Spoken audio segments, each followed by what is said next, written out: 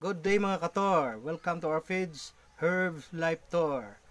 Alam nyo ba na may trending na tanim na ngayon o halaman ngayon, ito'y tinatawag na snake plant o tinatawag rin sa pangalang tigri-tigri. Ito yung hitsura ng snake plant o tigri-tigri. Nagtitrending ito ngayon, lalo na ngayong 2025, Year of the Snake. Snake plant. Ano bang functions nito? Ano ba ang kahalagahan nito? Ito ay nagfi-filter pala ng indoor air. Nagre-remove ng toxic pollutant.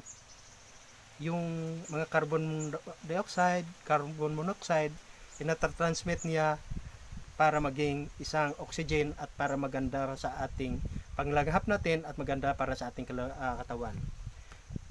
Ito ay tumutulong rin sa pag-boost ng mental health.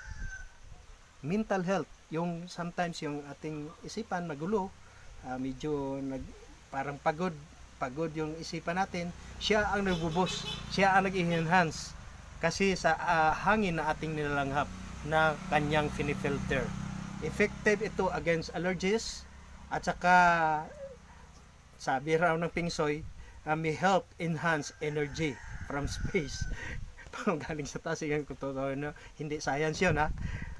Pero mga kator, 87% of toxin na remove nito. Yung tinatawag na mga harmful toxin at night.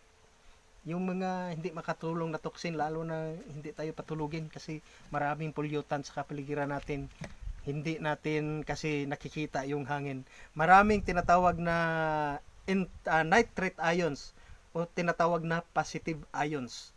Ito ang nagre-reduce ng level ng nitrate ions or mga positive ions. Kasi ang kailangan ng tao natin langhapin dapat at para mahimbing pagtulog natin sa gabi yung tinatawag na negative ions. Kaya nga mayroong product na ionizer. Ionizer na sinasaksak sa kuryente pagkatapos mahimbing yung tulog mo. Walang disturbo.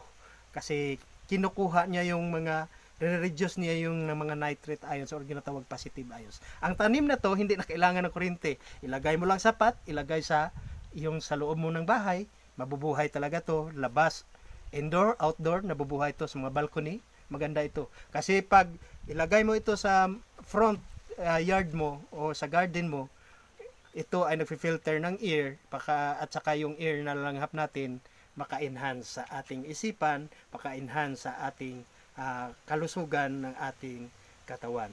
Kung ang hangin na langhap natin ay filtered at saka walang toxin, hindi rin tayo magkasakit.